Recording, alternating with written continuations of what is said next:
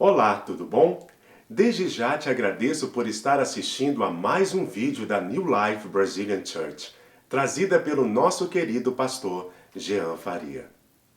Na mensagem dessa semana, estaremos escutando um breve testemunho de sua viagem missionária ao Quênia, África, aonde passou uma semana com sua esposa Leia. Desde já, convido a você a participar do nosso próximo culto, domingo, às 6 horas da noite, aonde o pastor Jean estará dando mais detalhes de sua viagem missionária. Não percam! Tema da mensagem de hoje: como entrar na rota do sucesso. Que Deus te abençoe e te dê muito sucesso. Amém. Estar de volta no nosso meio é muito bom. Então eu agradeço a cada um de vocês que oraram por nós, que essa foi uma viagem que foi programada com 3, 4 meses de antecedência, né? Colhendo oferta, comprando o instrumento, levantando ajuda, uma logística complicada, uma viagem longa, mas graças a Deus nós fomos e voltamos. Então nós estamos muito felizes, é um alívio estar de volta, porque nós conquistamos tudo aquilo que nós queríamos ter conquistado. Não ficou nada que nós queríamos fazer que nós não fizemos. E eu gostaria de parabenizar a igreja, sabe por quê, queridos? Isso é uma honra. Porque eu conheço o nosso missionário, o pastor Júlio Quirino, com a esposa dele, há quase 20 anos. Mas eu conheço ele de recomendação do pastor Francisco, que era o meu pastor antes. Eu sempre tive excelentes recomendações deles. Mas é muito bom você ir lá conferir. Uma das coisas que eu queria ter feito nessa missão era justamente olhar e conhecer mais de perto quem é o missionário que a gente está ajudando há mais de 2 anos aqui, ou 3 anos aqui na New Life, que nós ajudamos eles com $300 por mês. Eu queria lá ver o trabalho deles de perto, eu queria lá viver o trabalho deles de perto, para que eu pudesse chegar aqui e dar testemunho para ele, para a igreja do trabalho que eles fazem lá. Falar, graças a Deus, olha, o Senhor honra, né? A palavra do Senhor diz que nós temos que dizimar, ofertar, e quem doa o dinheiro para missões, você vai ser abençoado, mesmo se o missionário estiver lá jogando em cassino com seu dinheiro. Deus está vendo a sua atitude. É que ele disse, pastor Jean, pastor Leia, nós estamos há 14 anos na África. Várias igrejas nos ajudaram, deixaram de ajudar, outras ajudaram e continuam ajudando, mas nós só recebemos 3 pastores aqui em 14 anos. Nós somos apenas o 3º casal que foi lá visitar mesmo, né, que foi lá enxergar e viver a obra de perto. E o mais, ele disse para mim que nós somos a igreja que mais ajudou na nossa ida lá. E nós somos uma igreja pequena, vocês percebem o potencial da nossa igreja? Nós levantamos $2.800 mais ou menos, desde que nós começamos a colher o dinheiro. Dos 2.800, nós gastamos 1.500 com aqueles instrumentos que vocês viram aqui. E outros 1.300 nós levamos e entregamos em cash. E eu pude perceber que cada centavo foi muito bem entregue. Eles são um casal de Deus, uma família abençoada. Nós não temos dúvidas do coração deles. Queridos, não é fácil você deixar uma vida do Brasil ou da América para ir lá para a África, não. Só deles estarem lá, eu já bato palmas. Porque eu acho que eu não estaria no lugar deles. Não é qualquer um que nasceu para ser missionário. Não é qualquer um que está disposto a pagar o preço. Só de estar lá é um preço muito alto. É um país miserável. A gente acha que o Brasil está ruim mesmo, mas lá está muito pior, mas muito pior mesmo. É muita miséria. É muita carência em todas as áreas que você puder imaginar. Existe carência em todas as áreas. E você se sente impotente, porque a gente pode ajudar muito pouco. Mas, mesmo assim, eu quero falar, Senhor, o pouco que eu posso fazer, eu quero fazer. Porque se cada um fizer um pouco, já faz uma diferença maior. É muita gente. A favela de Kibera, lá em Nairobi, é, se eu não me engano, a maior favela de toda a África. Você pode ir no Wikipedia e olhar. Coloca lá Kibera Slum, favela de Kibera. Você vai achar. Tem quase 1 milhão de pessoas na favela. 1 milhão.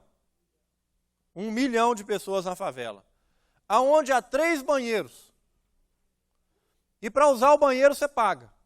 E eles não têm como pagar. Eles não têm como pagar. O pastor, eu estava lá meio ainda sem assimilar a situação. Nós fizemos o trabalho de fim de semana, pregamos na igreja, fomos muito bem recebidos. Eles são um povo muito pobre, muito humilde, mas muito carinhosos com a gente. Muito bem recebidos.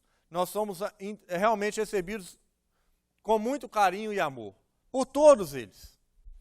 E o pastor falou, amanhã nós vamos fazer visita na favela. Que hora, pastor? 9 horas da manhã. Eu falei, mas pastor, não era melhor fazer no final da tarde, depois do trabalho? Ele falou, que trabalho, pastor Jean? Ninguém lá tem trabalho, não. É segunda-feira de manhã mesmo. Não tem trabalho. Quem está na favela sobrevive, eles não vivem. O objetivo deles é simplesmente acordar e conseguir acordar no dia seguinte de novo. Se eles conseguirem fazer o pão deles, já está muito. Não tem trabalho. Ali a gente na casa, eu na casa de um dos irmãos. Olha a situação das vielas da favela. Casas feitas de barro. E é muita sujeira. Fezes, mau cheiro. Não tem higiene nenhuma. Olha outra casa. A casa que a gente fala lá é um quartinho. Um quartinho pequeno. A Leia falou que era do tamanho do banheiro. Por aí. Olha aquilo ali. Os que estão melhor conseguem colocar um forro para não ficar o barro exposto. As crianças caminham ali naquela situação. É um milagre de Deus que não morre criança lá todo dia. Porque eu acho que eles já nascem ali e já desenvolvem uma habilidade até para andar ali. Eu rasguei a minha calça caminhando lá. E eles caminham lá na maior naturalidade, porque eles já estão acostumados. Aquela ali é uma casa que está bem ainda, tem um forro. Porque normalmente não tem forro. Então nós quebramos o grupo lá, eu fui para visitar os homens, e a Leia com a Angélica, a esposa do pastor, foi visitar as mulheres. Mas eu fiquei chocado, eu sabia mais ou menos o que era uma favela, porque lá no Brasil tem, mas aquilo é muito pior. É muito pior mesmo. As crianças andando no meio de poça d'água, descalço, muita sujeira. Eu penso assim, para essas crianças não estar contaminando uma doença aqui, morrendo todo dia, já é um milagre. No final da favela tem uma rodovia, onde quase todo dia o pastor falou que morre criança atropelada. Olha o carrinho daquela criança. Ela fez um carrinho com tampa de refrigerante, era a roda do carrinho. Olha o açougue. Você imagina isso? Então é algo muito impactante. Você não consegue não ter uma mudança de perspectiva indo lá. Eu até espero, se a gente tiver a oportunidade de ir lá, quem tem green card, quem puder ir, que vá, porque eu tenho certeza que vai ser uma experiência que vai mudar a sua vida também. É muita coisa. Agora, eu pensei, Senhor, mas tem um milhão de pessoas só nessa favela. E a minha mensagem hoje, eu vou começar a pregar daqui um pouco, mas eu quase que sinto que o testemunho é mais importante do que a mensagem hoje. Mas eu vou falar também na mensagem. Mas é importante que eu dê esse testemunho para vocês. É algo tremendo. É um país caótico. O trânsito não existe regra. A gente vai mostrar os vídeos semana que vem. Mas é um trânsito, por exemplo, que não tem regra. Vai carro para todo lado, pessoas passam no meio, não tem absolutamente nenhuma organização. E também, por outro milagre impressionante, não tem acidente. As coisas fluem. De alguma forma, as coisas fluem. Sem regra nenhuma, mas tudo acontece, tudo flui. E não tem realmente nenhuma lógica. Nós tivemos algumas dificuldades, por exemplo, na chegada lá. Nós pagamos um pouco de excesso de bagagem. Eu percebi nitidamente que eles não têm critério. Eles fazem o critério deles lá na hora. O visto você tem que comprar. Não tem visto, você não aplica para um visto. Você chega lá e paga o valor do visto. E o pastor querido falou, pastor Jean, não mostra o passaporte americano, porque o passaporte americano eles vão te cobrar mais. Eu falei, mas que história é essa? Não era para ser uma taxa, o visto é valor tal? Ele falou, não, o visto eles vão olhar para sua cara e vão te falar quanto que é. Então é assim. Então eu mostrei o passaporte brasileiro. Na hora dos instrumentos eu percebi que eles não têm uma tabela, não é assim, o valor tal representa tanto, ou é tantos por cento. Eles falam lá, é $200. E você tem que pagar. Aí eu cheguei num guichê para pagar isso, para liberar os instrumentos. Ele pegava só cash, já mostra a corrupção, não aceita um cartão. Você só pode pagar em cash. E eles jogam o cash numa caixa de papelão atrás deles, e o cash está lá na caixa. E eu fiquei imaginando, como é que eles contam, como é que eles têm controle do valor que tem lá? Não tem. Com certeza eles pegam aquele dinheiro, roubam uma parte deles. É tudo uma avacalhação total. Mas já começou desde a entrada. Mas é um privilégio para nós podermos ouvir isso, que nós somos uma igreja que abençoa muito. E o dólar lá vale muito. Então, um valor pequeno para nós, muito pequeno para nós, pode fazer uma grande diferença. $1 lá é quase 100 do deles. Eu acho que é 93, parece. Então, $100 é 930 do dinheiro deles. E o dólar realmente tem um impacto muito grande lá. Com pouca coisa, a gente pode fazer muito. Nós não podemos atingir todo mundo. Mas, por exemplo, do cash que sobrou, já que nós entregamos $1.300 em cash na mão deles, eu quis pedir a eles, eu queria saber para onde ia ser aplicado o cash. Não simplesmente falar, está aqui o dinheiro, se vira. Falei, pastor Quirino, o que vai ser feito com esse dinheiro? Eu só quero saber porque eu preciso de falar para a igreja, eu acho que vai ajudar a conseguir mais ajuda no futuro. Nós adotamos 5 jovens lá. E nós pagamos, com esse dinheiro, um curso de introdução à computação na vida deles. Porque lá não tem trabalho para todo mundo. Os poucos trabalhos que tem, eles precisam de alguma coisa. A melhor forma de você ajudar eles não é dando comida. Porque comida você tem que comer todo dia. Né? A sua situação não muda só comendo. Você quer impactar a vida deles, você dá educação, você dá capacitação profissional. Porque eles, pelo menos, têm condição de sair dessa necessidade de comer. Cada um que você não precisa ajudar com comida, é um a menos que a igreja, né, precisa de estar carregando no colo. Então, você capacita eles e eles saem dessa condição e vai, né, move on com a vida deles. Essa é a nossa proposta, é fazer ofertas específicas. Não é apenas dar comida, mas dar uma capacitação, dar uma forma, uma possibilidade para eles de saírem. E nesses 5 jovens, a gente falou, olha, percebe o desempenho deles. Se eles estão sendo fiéis, se eles estão se esforçando, se eles estão realmente interessados em ser ajudados, nós continuaremos a ajudar. Se não, você tira e coloca o outro no lugar. Porque nós também não queremos ajudar quem não quer. Amém? Então, mais ou menos por aí. Então, nós temos já pago a primeira fase desse curso. Falta $1.400 para a gente fechar todo o patrocínio por um ano. Por um ano inteiro. É mais ou menos $70 por criança por mês. Com o valor que a gente entregou, se a gente calcular tudo que falta para fechar o ano todo, falta apenas $1.400. Para uma igreja do nosso tamanho, fazer um compromisso de $1.400 para o ano inteiro, não é muita coisa. Então, eu gostaria de incentivar cada um de vocês, falar, pastor, olha, eu gostaria de adotar uma criança só eu. A minha família, nós queremos dar esses $70 aí por mês. Né? $70 se for olhar pelo lado de individual, mas se você olhar pelo todo, nós precisamos de 1.400. Pastor, não posso adotar uma criança não, mas eu quero contribuir com alguma coisa, então eu vou dar 20, eu vou dar 10, eu vou dar 50, o que você puder dar. Os nossos $300 que a gente já dá para ele, é para o sustento dele.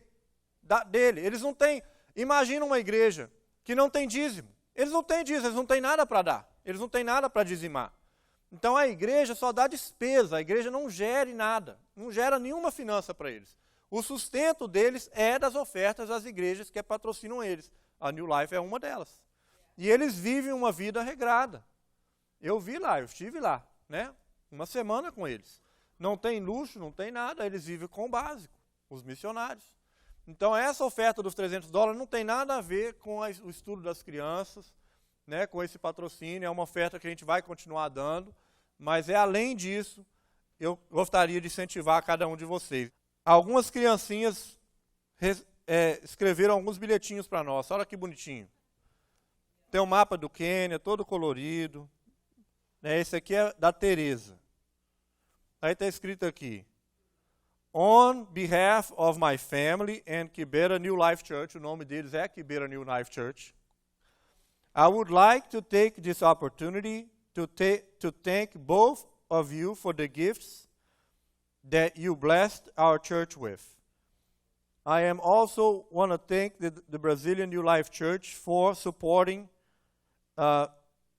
our pastor. I promise you that all the instruments that you blessed us with, we will use them to glorify God's name. We love you all, and may you continue praying for us. We will be praying for you. I hope that you come back to our country one day. And greetings from all of the kids together as members of this church. May God bless you and be with you every day of your life. Bye. Esse é o da Tereza. Um outro fez um envelopezinho com um papelão, o Sylvester. Esse menino aqui, o Sylvester, esse menino grudou em mim. Para onde eu ia, quando eu sentia uma mãozinha atrás de mim, era ele tentando pegar a minha mão. E eles ficam curiosos com brancos, eles ficam assim em você. Ó. Depois o pastor falou para mim que eles acham que a gente não tem pele. Eles olham para a gente e acham que nós não temos pele. Aí eles ficam passando a mão. Muito bonitinho. Ele fez também um bilhetinho, colocou um sticker de um aviãozinho aqui, escreveu Kibera New Life Church, Quênia, 19 de abril de 2005. Dear Pastor Jean Paul e Leia, I would like to thank you for the music instruments. I know that you are happy to be in Kibera New Life Church, and we trust in God. We are happy to have you in Kenya. I know that God will use you to bless us. Bye-bye from Sylvester. Isso aqui é uma criança de 11 anos. O David acabou de fazer 12 anos. O David é quase o dobro dele. Mal nutrido.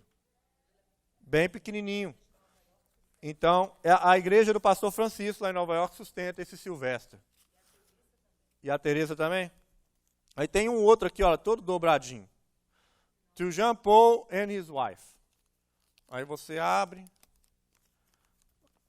É um aviãozinho.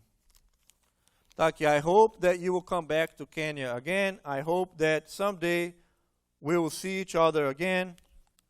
I'm going to pray for you to have a safe journey back to your country. Esse aqui esqueceu de escrever o nome dele, então nem me lembro mais o nome. Tinha um outro menininho lá que chegava para mim, no primeiro dia ele chegou para mim no meu ouvido, eles falam tão baixinho e eu não estava entendendo o que ele estava falando. Aí eu falei para ele, speak again. Ele falou, can you offer me a bike? E eu pensando, na minha garagem tem 5 bicicletas, meus meninos quase não tocam nelas. Vocês percebem os luxos que eu estou falando com vocês? Os meus filhos quase não mexem nas bicicletas deles mais. E ele veio me pedir de novo, na segunda vez. Eu falei para ele, olha, eu não trouxe uma bike para você dessa vez, mas quem sabe da segunda vez, né? A bike é uma coisa complicada de se levar. E eu fiquei pensando, onde é que esse menino vai andar de bike? Não tem nem rua lá direito. Ele vai ter que pular uma coisa atrás da outra. Isso aqui é um cartão da Angélica e do pastor Quirino para nós. Queridos pastor Jean, Léa e New Life Brazilian Church, nós estamos profundamente agradecidos por sua visita, que nos abençoou de tantas formas. Seu carinho e generosidade trouxe alegria para toda a nossa comunidade. Os instrumentos de música são lindos. Obrigado por tanto ânimo, porque crescer nessa área de louvor e adoração é necessário. Que Deus abençoe muito o seu ministério na igreja. Dê o nosso abraço e gratidão para todos, servindo ao Senhor Jesus na África, Angélica, pastor Júlio, Raquel e Samuel. Então vamos lá, 1 Crônicas, capítulo 4, versículos 9 e 10. A famosa oração de Jabes. Houve um homem chamado Jabes, que foi a pessoa mais respeitada de sua família. A sua mãe pôs nele o nome Jabes, porque ele havia sofrido muito durante o parto. Mas Jabes orou ao Senhor Deus de Israel e disse, ó Deus, abençoa-me, dá-me muitas terras, fica comigo e livra-me de qualquer coisa que possa me causar dor. E Deus atendeu a sua oração. eu lembrei dessa oração porque eu pedi a Deus, Senhor, me dá uma mensagem que tem a ver com o que eu acabei de viver. Por que eu achei que Jabes tem a ver com isso? Porque lá no Quênia, e o Quênia não é o único lugar do mundo que está nessa situação, mas lá foi aonde eu fui. Existem pessoas, milhões delas, que simplesmente parecem que dão azar na vida. O que te fez, né, o que determinou que você nascesse aonde você nasceu? Imagina quem já nasce num lar rico, que recebe herança, né, que nasce com regalias, com todas as coisas à disposição e que não tem que fazer muito esforço na vida para conseguir qualquer coisa. As coisas são facilitadas. Nós acreditamos em bênção, né? Que bênçãos perseguem os abençoados. Se você for uma pessoa que serve a Deus, que glorifica ao Senhor, seus filhos vão colher essas bênçãos como consequência. Por outro lado, tem muita gente que nasce, parece que com a situação toda contrária. Tudo é contra. Não existe nenhuma circunstância positiva. A pessoa nasce numa miséria total, sem nenhuma facilidade. Esse talvez seja o caso daquelas tantas e tantas crianças que estão lá naquela favela. Elas não pediram para nascer ali, elas simplesmente nasceram lá. Não tem pais, talvez, que podem tirar elas daquela situação porque não tem condição. Então, o que fazer? Como incentivar essas pessoas? Palavras vazias era o que a gente não queria dar para elas. Como você ainda conseguir pregar o Evangelho de Cristo para quem não tem nenhum motivo, né, de achar que pode ter sucesso nessa vida? Aí foi que eu pensei em Jabes. Porque é possível, sim, viver uma vida positiva, vitoriosa e bem-sucedida, mesmo com a situação toda ao contrário. É possível. É possível e nós vamos tentar com essa mensagem te fazer entender isso. Isso não se trata de uma ideologia, né? Nem de conversa fiada. Não é teoria de pensamento positivo, nada disso.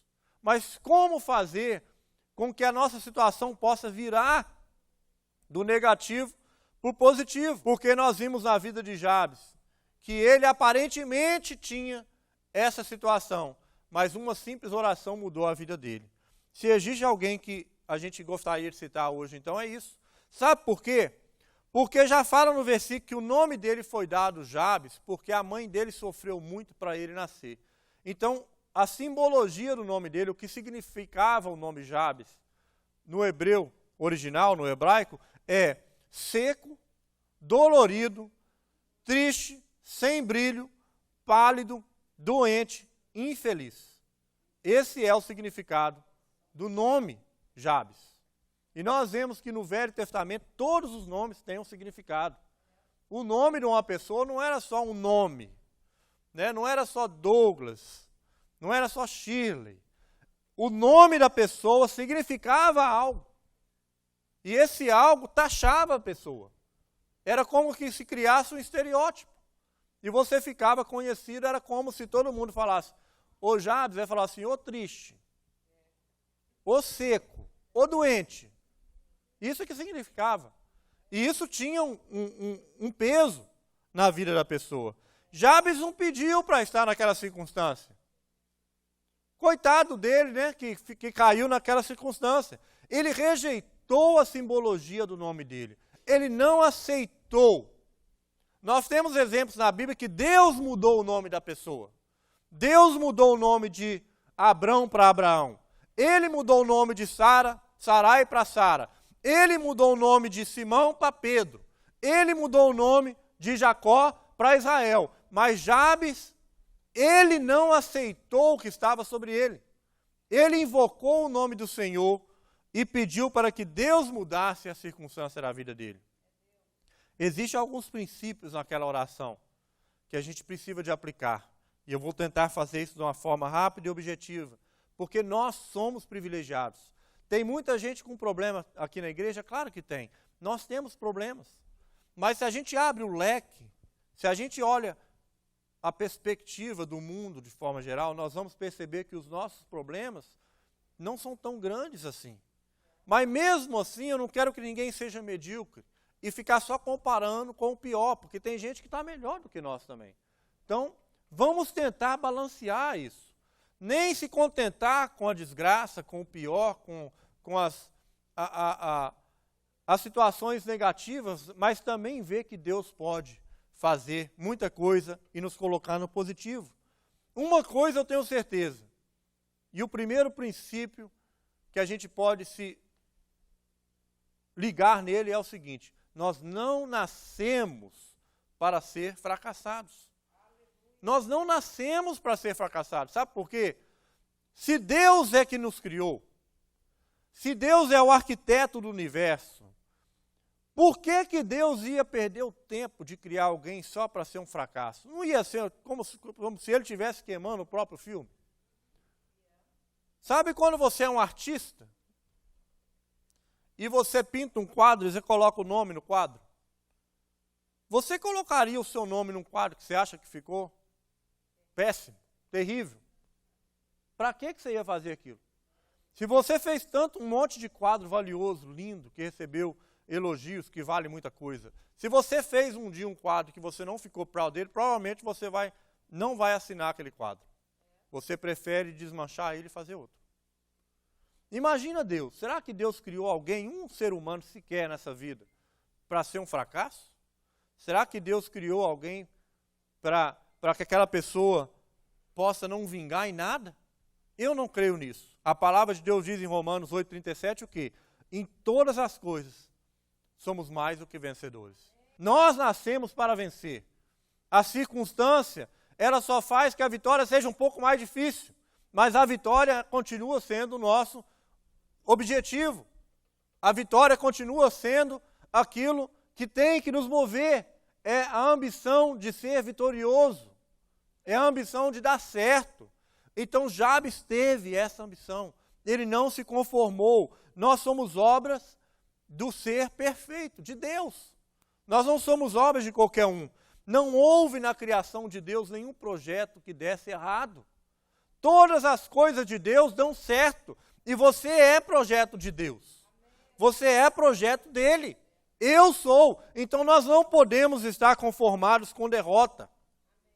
Nós temos que ver na derrota uma possibilidade de aprendizado para que nós não caímos mais no mesmo problema, no mesmo pecado, que nós não cometamos mais os mesmos erros, porque Deus às vezes permite certas derrotas na nossa vida para que nós sejamos vencedores lá na frente. Ninguém nasceu para ser derrotado e derrotado e derrotado.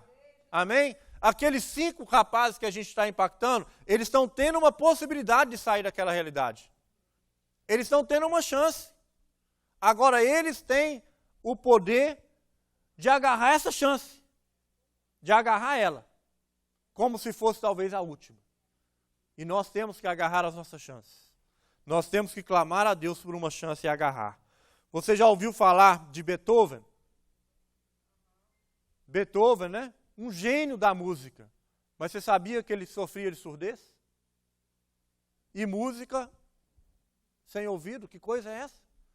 Como que um cara se tornou um gênio da música se ele não consegue nem ouvir o que ele está tocando direito? Ele foi diagnosticado com uma surdez rara que os médicos não conseguiam explicar muito o que era. E aquilo foi progredindo. Então só piorava. E ele só melhorava. Beethoven só ficava melhor e a surdez dele só piorava. É uma coisa impressionante.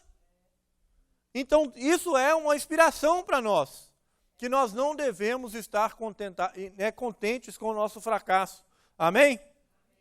A segunda coisa, nós não nascemos para viver em dores. A palavra de Deus que as pisaduras de Jesus nos sarou. Amém? Isaías 53:4 diz, as nossas dores ele levou sobre si. Ele levou sobre si as nossas enfermidades, as nossas iniquidades, as nossas dores. Então nós não nascemos para ficar em dores, para entrar no sofrimento, numa dor eterna. Jabes foi concebido no meio de dores. E a mãe dele talvez se revoltou contra aquilo e colocou o nome dele de Jabes. Nesse caso, Douglas tinha que ser chamado Jabes, que ele foi 24 horas quase para ele nascer. Mas a Leia, quando viu ele e eu, né, nós ficamos muito alegres, graças a Deus. Que vitória! Né, que o menino saiu. Mas a mãe de Jabes, talvez por uma ignorância, talvez por não entender que estava condenando o filho, talvez a uma possibilidade de viver em tragédia, colocou o nome dele de Jabes. Jabes não foi masoquista, né, para ficar lembrando das coisas ruins. Ele não ficou lamentando que a mãe dele colocou o nome dele de Jabes, né? Ele não ficou se ligando no negativo. Ele olhou para o positivo, e nós não podemos ficar também agarrando nos defeitos e nos nossos fracassos anteriores. Nós temos que apenas lembrar os nossos fracassos para não fracassar de novo naquela mesma área. Todos nós perdemos. A vida é feita de derrotas e vitórias, mas uma guerra, ela não é ganha de qualquer forma. Uma guerra, ela é ganha com várias batalhas que acontecem em lugares diferentes. E você ganha uma e perde outra, mas o importante é você ganhar a guerra. O importante é que no final você seja vencedor. Então não se preocupe ou não fique ligado apenas nas coisas ruins, nas coisas que já passaram, né, nas derrotas que você sofreu, mas se ligue na possibilidade de você ganhar a próxima. Reveja. Os grandes generais de guerra fazem o que? Eles reveem, eles minuciam a derrota. O que aconteceu aqui? Qual que foi o nosso erro? Aonde é que nós poderíamos ter feito diferente? Por que nós perdemos? E você faz isso com a sua vida, e você está fazendo como Jabes. É lembrar que Deus está do teu lado. É lembrar que Deus quer que você ganhe. Nós também não nascemos para sermos murmuradores. Você não nasceu para ser perdedor. Você não nasceu para viver em dores. E você não nasceu para você ficar murmurando. 1 Coríntios 10:10 diz o quê? Naquele contexto que os que murmuraram foram destruídos. Jabes não murmurou. Jabes não ficou falando, Deus, que coisa. Minha mãe me colocou esse nome. Agora eu estou destinado a sofrer. Agora eu sou destinado a ficar doente. Agora eu sou destinado ao fracasso. Ele disse não. Ele invocou a Deus. Ele invocou a Deus, não murmurou. E falou, Deus, mude a minha história. Me dê propriedades. Faça a minha vida diferente. E a palavra diz que ele foi o mais ilustre dos irmãos. Ele superou os irmãos. A Bíblia nem cita qual o nome dos irmãos dele. A Bíblia cita o nome dele. Provavelmente nenhum dos irmãos dele tinha um nome que simbolizava um fracasso, simbolizava uma derrota.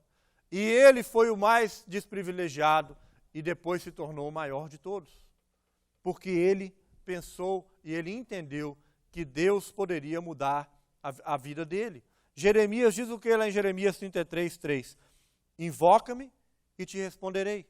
Anunciar-te-ei coisas tão grandes e ocultas que não sabes. Deus tem coisas para nos dar que nós nem sabemos.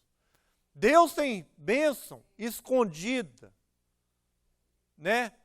Que ainda nós nem imaginamos. Nós queremos certas coisas e Deus está planejando nos dar algo que vai nos surpreender, algo maior e melhor, algo oculto e grande que nós não sabemos. Quantas pessoas são marcadas pelo pecado de murmuração? Tem gente que só reclama. Que só reclama. E a murmuração se torna quase como um câncer. Porque ela vai propagando. Se você está perto de quem murmura o tempo inteiro, ou você cai naquela mesma murmuração, ou você não suporta mais. É de duas uma. Ou você não suporta mais estar perto daquela pessoa, e você faz de tudo para evitar, porque ninguém gosta de estar perto de gente assim, ou você começa a se contaminado com aquela murmuração. E começa a reclamar também. A murmuração tem que sair do nosso meio. O que aconteceu com o povo do deserto? Deus retirou 3 milhões de pessoas do Egito. Homens, mulheres e crianças, vaca, bezerro, tudo. Tirou tudo lá do Egito. E quantos que entraram na terra prometida? Por que que o resto não entrou? Murmuração. Ou Moisés não entrou porque ficou bravo. O resto foi pela murmuração. Aí eles tiveram que ficar 40 anos no deserto, dando voltinha, num trajeto que eles poderiam fazer em 2 semanas. E muita gente fala, por que demorou tanto tempo? Demorou porque Deus estava segurando para eles morrer. Estava esperando até que morresse o último dos murmuradores. E aí depois entrou a descendência, né, de Josué, de Caleb. Então, nós temos que parar de murmurar. Se você está murmurando agora, no dia que você for lá em Quibeira, você nunca mais murmura mais. Você vai parar de murmurar. Né? A vida de verdade, ela não pode ser vivida na base da murmuração. Né? Todos nós podemos ficar frustrados com certas situações, mas não murmura. Leve os seus problemas a Deus. Invoque o nome do Senhor. Faça como Jabes e Deus vai mudar a tua vida. Amém? Também nós não nascemos para ser amaldiçoados. Nós pregamos o nosso ministério Transformando Vidas, que nós cremos que existe maldição e bênção. E nós cremos que a maldição, ela pode ser propagada. E que a bênção também pode ser. Só que a maldição pode ser quebrada. A maldição pode ser quebrada. E é isso que Jabes fez. Ele estava amaldiçoado pela mãe dele. Ele foi amaldiçoado pela mãe dele. A mãe dele colocou o nome dele de derrotado, fracassado, doente, né? Anêmico, tudo aquilo. Ele recebeu uma maldição familiar, que é uma das maldições que nós falamos. Nós falamos de hereditária, né, que é familiar. Falamos da adquirida. Falamos de maldição, mas ele recebeu uma maldição. E que culpa ele tinha? Nenhuma. Então ele não aceitou. Ele não aceitou, ele quebrou. O que Jabes estava fazendo é uma oração de quebra de maldição. Porque ele não ficou, né, conformado. Ele não se conformou. Romanos 12, 14 diz o quê? Abençoai aqueles que te perseguem e não amaldiçoeis. Às vezes nós nos sentimos amaldiçoados pela vida, pelas outras pessoas, por coisas que acontecem conosco, que nós não pedimos, que nós não escolhemos e que nós não contribuímos. Mas aí a gente, em vez de ficar nos colocando em situação de vítima e ficar murmurando para Deus, né? Ó vida, ó céu. Falar, não, Deus, invocar o nome de Deus. Deus, que coisa é essa? Eu não aceito isso para a minha vida. Jabes não aceitou ser derrotado. Ele desejou ser abençoado. E por isso ele invocou a vida dele perante Deus. Ele foi direto ao assunto. A oração de Jabes não tem murmuração nenhuma. Ele foi direto ao assunto. Ele falou, Deus, me abençoe. Alargue as minhas tendas, me dê propriedades, abençoe a minha vida. Ele foi direto ao assunto. Não ficou com murmuração, com conversinha com Deus. Deus já sabe da sua situação. Deus já sabe. Não podemos aceitar, em hipótese nenhuma, maldição para nossas vidas. Se você está se sentindo amaldiçoado em qualquer área, quebre isso. Invoque ao nome de Jesus, invoque ao nome de Deus, invoque o sangue de Cristo na tua vida. Só precisa de ser miserável e medíocre quem quer ser. Nós não precisamos de nos contentar, não devemos nos contentar com nada menos do que uma vida e uma vida em abundância. Não importa onde você esteja. É difícil de, às vezes, contemplar isso. Naquela favela, então, nem se fala. Mas eu sei que alguns vão sair de lá. Eu sei que alguns vão agarrar na chance que eles têm. Eu sei que alguns vão se esforçar. Eu sei que alguns vão fazer o que os outros não estão fazendo. Porque lá dentro tem muita gente murmurando, é claro que tem. Lá dentro talvez esteja pessoas que não têm esperança para sair de lá. Então, se você não tem, você não vai sair mesmo. Mas se você tem, se você tem orado, se você tem buscado, se você tem pedido uma oportunidade, você vai conseguir sair de onde você estiver. Porque Deus está do lado deles também. Deus está do lado de cada um deles lá. E Deus está usando a nossa vida, a nossa igreja, para dar essa porta para eles. Para dar essa oportunidade para eles, para alguns deles. E tem outras igrejas também. Davi foi um homem, por exemplo, que sempre via a possibilidade de conquistar algo novo. Nós temos que nos espelhar disso. Deus quer que nós tenhamos uma visão aguçada do reino dele. Uma visão de reino, uma visão de que o reino dele não tem limites para a bênção. Né? O céu é o limite. As bênçãos de Deus são infinitas. Nós não nascemos para viver cercado pelo mal, viver cercado por inimigos, viver cercado por circunstâncias ruins. Nós vencemos o mal. Nós vencemos o mal. Jesus venceu o mal. Precisamos aprender com o salmista Davi, que ele diz o quê? Caiam 1000 à minha esquerda, ao teu lado, 10.000 do outro lado, mas eu ficarei firme, né? Estarei com o Senhor, serei vencedor. Jabes admitiu a situação que ele estava, mas ele não se contentou. E durante certas situações da nossa vida, nós temos que lembrar dessa oração. Temos de lembrar dessa oração como uma quebra de maldição, quebra de circunstância negativa, quebra de problemas, porque nós somos imigrantes. Os nossos desafios são o quê? Os nossos desafios é falta de documento para alguns, para outros é dívida, né? Para outros é relacionamento, não importa, para outros é trabalho, circunstâncias negativas. Não nos contentar com elas, não nos contentar com elas e falar, Deus, eu invoco o teu nome agora, eu não aceito o que está acontecendo comigo, eu entendo o que está acontecendo comigo, é para glorificar o seu nome, mas eu não quero e desejo ficar nessa situação, Senhor, me tire de onde eu estou e me coloca para uma nova terra, um novo pasto, uma nova seara, para que eu possa colher os frutos da vida abundante que o Senhor prometeu para mim. Para concluir, queridos, ninguém aqui, mais uma vez, nasceu para não ser vencedor. Se nós cremos na palavra de Deus que diz que nós, em todas as coisas, somos mais do que vencedores, então você tem que crer que qualquer dificuldade que você está passando, essa dificuldade não é para a maldição, mas é para a bênção. O Senhor está querendo te tirar dela, Ele está querendo te tirar disso para colocar num lugar melhor. E Ele está usando essa situação para que o nome dEle seja glorificado, o nome dEle seja exaltado e que você possa abrir posse, tomar posse disso. Eu vou te convidar para se levantar para fazermos uma oração para isso, porque todos nós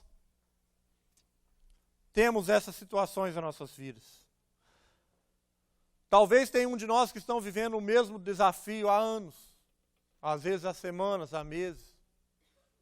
E sempre quando a gente está no meio do problema, a gente parece que a nossa visão fica um pouco nublada. Quem está de fora às vezes enxerga melhor. Mas o Senhor que está de cima enxerga tudo. O Senhor que está de cima sabe exatamente o que está acontecendo. Nada é por um acaso. Deus tem um plano para a tua vida. E o plano de Deus para a tua vida é plano de bênção. É plano de vitória. É plano de prosperidade. É plano de vida feliz, de felicidade, de abundância. E Ele vai te ajudar a conquistar os seus sonhos. Faça uma oração como a oração de Jabes. Feche os seus olhos, vamos ler essa oração e traga essa oração para a primeira pessoa. Aqui na vida está na terceira pessoa, mas traga para a primeira pessoa, diga assim, né, onde diz, houve um homem chamado Jabes, coloca o seu nome ali. Né, que foi a pessoa respeitada por sua família, você quer ser respeitado? Então tome posse disso. A sua mãe pôs o nome dele de Jabes porque ele havia sofrido muito durante o parto, talvez esse não foi o seu caso. Essa foi a circunstância de Jabes, mas você tem uma. Não se contente com ela. Mas Jabes orou assim ao Senhor, então você vai orar assim ao Senhor. Ó Deus, abençoa-me, dá-me muitas terras, fica comigo, livra-me de qualquer coisa que possa me causar dor. E Deus atendeu a sua oração.